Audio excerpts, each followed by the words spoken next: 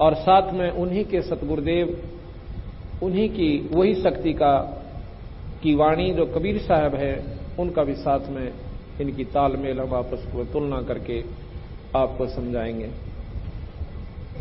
मनुष्य जन्म के क्या कर्तव्य हैं, मनुष्य जीवन में हमने क्या काम करने चाहिए थे और क्या हमने नहीं करने चाहिए थे, वो जानकारी आपको इन 5 दिन के अंदर बिल्कुल विस्तृत रूप से दी जाएगी।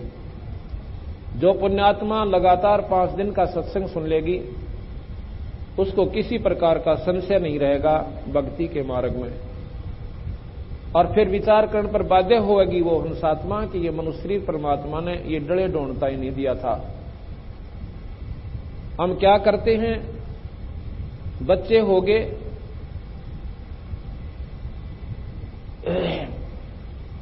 हम पहले स्कूल भेजते हैं अपने बच्चों को, उनका पालन पोषण करते हैं। प्रथम तो हमने ये चिंता की कि हमारा कोई रोजी रोटी का साधन बने। फिर घर वालों ने चिंता बनी कि बच्चे का ब्याह कर दें, लड़का हो चाहे लड़की, शादी होगी।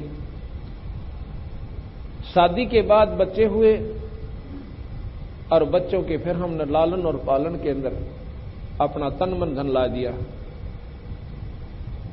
उसके बाद बच्चे जवान हुए, उनकी शादी कर दी।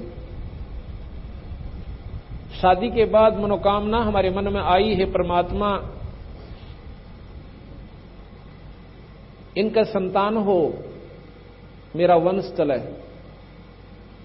वह भी सुन ली ईश्वर ने कि संतान यानी पोता और पोती, द्योता और द्योती हो गए।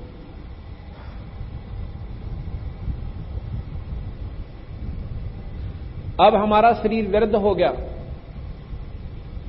इतना वृद्ध हो गया कि उठा और बैठा भी इच्छा अनुसार नहीं जा रहा, और अपने मन में हम फूले नहीं समा रहे कि हमारा जीवन सफल हुआ, क्योंकि मेरे 4 लड़के और 8 पोते और 6 दोते हो गए, और 4 पोती और 3 दोती। फूले समाते हैं, फूले नहीं समा रहे हैं कि वाह वाह मौज कर दी, जीवन सफल हुआ। संतों की दृष्टि से ये तो तूने निष्फल कर लिया, ये जो कुछ भी होना था तेरे संस्कार का आप पर हो रहा था, ये तो तू अपने आप में खुशी मना रहा है कि मैंने ये सब कर दिया। मां के गर्भ में जो बच्चा था बता देता कि इसमें लड़का है कि लड़की, अगर तू करने वाला है तो। जिनके संतान नहीं होती वो बना के दिखाओ संतान, उस ईश्वर की रजा बिना, अपने संस्कार के बिना। तो इसलिए संत आकर के अंधेरे न हटावे से कि भाई जो काम करना था वो तो तने छेड़ा भी को ना, अर्थात उसकी तो शुरुआत भी ना कर पाया अनाड़ी आत्मा, और गधे और कुत्ते की जुनी पाओगा, ये तने सफल किया ही अपना जीवन। इस प्रकार सत्संग के माध्यम से यह अंधेरा हटाया जा सके कि परमात्मा का पाना कोई मुश्किल बात नहीं है, पर उसके नियम निमाने मुश्किल है हमारे के लिए। किन के लिए? जिनको ज्ञान नहीं है। परमात्मा के पाने के लिए कोई घर त्याग कर जंगल में जाने की आवश्यकता नहीं बताई, किसी भी संत ने नहीं कहा, और ना ही किसी प्रकार की गुफा में बैठने की आवश्यकता, ना धोने लाने की। परमात्मा के पाने का एकमात्र साधन सभी शास्त्रों ने प्रमाण दिया है,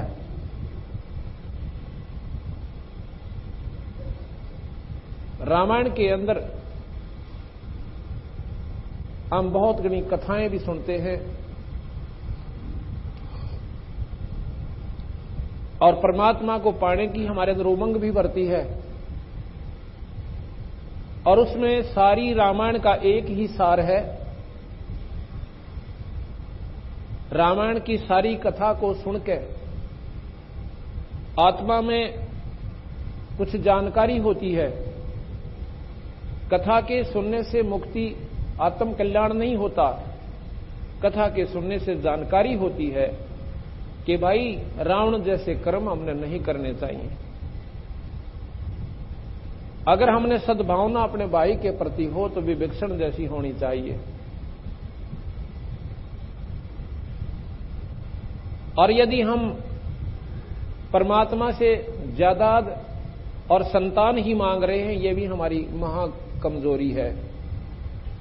कबीर साहब कहते हैं, क्या मांगू कुछ थिर ना रहाई, और देखत नैन चला जग जाई, 1 लख पूत 1.25 लाख नाती, अद उस रावण घर दीवान बाती।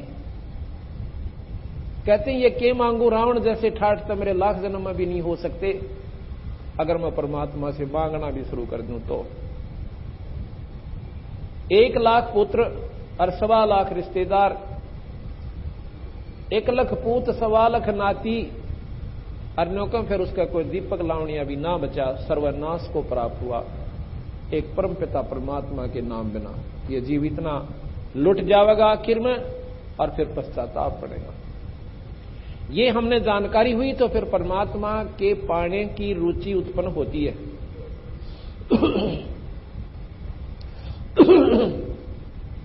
फिर हमारे मन में क्या होता है, क्या आता है कि भाई परमात्मा ने तो पाने के लिए सबके में छोड़ छाड़ के और घर त्याग कर बाहर चलना चाहिए। आड़क होनी, यहां बात नहीं बन सकती।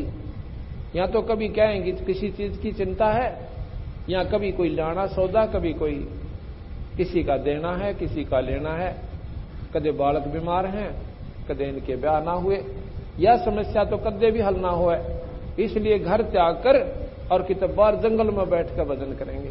कबीर साहब कहते हैं, यह गलती भूल कर मत कर दिए, कदे को ने सोचा जंगल में भगवान मिलेगा। जंगल के अंदर जो महाकष्ट आपको होगा, भगवान तो 100 कोस चला जाएगा आपसे। मच्छर खावेंगे, दांस लड़ेंगे, सांप का डर सतावेगा, कभी शेर दाड़ जाएगा तो दिल थर थर थर्रावेगा। ऊपर तो बारिश पड़ेगी, सारा बैठा बैठा कांपेगा, और सर्दी का जो पीड़ा होगी तो भगवान तो 100 कोस चला जाएगा बावड़े, कभी इस गलती में जाकर बैठे। परमात्मा को पाना है तो इसी में पाना पड़ेगा, अपने घर में ही रह करके ईश्वर प्राप्ति आप कर सकते हो। वो साधन क्या है कि कलयुग केवल नाम आधारा, और सुमर सुमर नर उतरो पारा। इस सारे का निचोड़ तुलसीदास जी ने एक ही श्लोक में दे दिया। अब हम पढ़ें गीता, पढ़ें हम रामायण, लेकिन इस मंत्र पर ध्यान नहीं देते। हम क्या सोचे हैं कि परमात्मा को तो वो लोग पा सकते हैं जो जंगल में धूने लाए बैठे, जिन्होंने घर छोड़ दिया।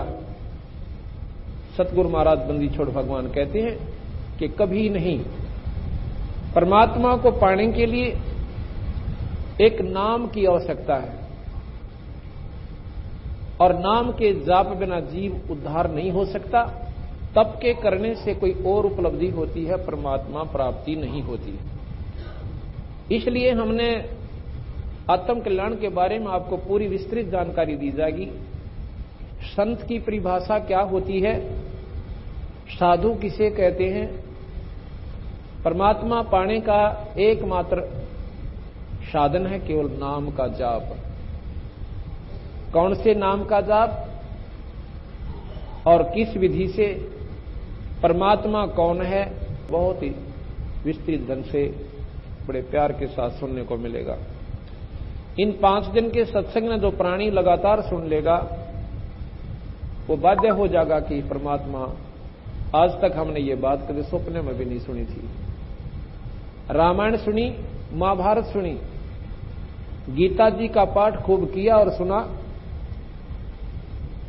वेदों की जानकारी जरूर हुई संतों के माध्यम से कि वेद बड़े श्रेष्ठ ग्रंथ हैं हमारे। पुराण सुने, पुराणों के अंदर परमात्माओं की महिमा की जानकारी हुई। आज आपको 5 दिन के अंदर हम ये सभी शास्त्र भी सुनाएंगे, पर ये बहुत संक्षिप्त रूप में और पूर्ण रूप से ज्ञान परिपूर्ण आपको होगा, सुनाए जाएंगे। इनसे आगे की जो कथा है, क्योंकि आज तक हमने स्वर्ग सुना था, जितने भी ग्रंथ, जितने भी पुराण शास्त्र संत हमारी जो संपर्क में आए थे, हमने स्वर्ग से ऊपर कोई शब्द नहीं सुना था। अब आपको पता चलेगा कि स्वर्ग तो सबसे बड़ा धोखा इस जीव के साथ है, और इससे ऊपर एक सतलोक है। उस सतलोक का जब मार्ग हमें पूर्ण संत से मिलेगा तो हमारा पूर्ण छुटकारा यहां से होगा। सृष्टि कैसे रची गई, इसकी आवश्यकता क्यों पड़ी? यहां पर कोई भी प्राणी सुखी नहीं, दुख का पहाड़ जीव के ऊपर हरदम टूटा रहता है। आज जो प्राणी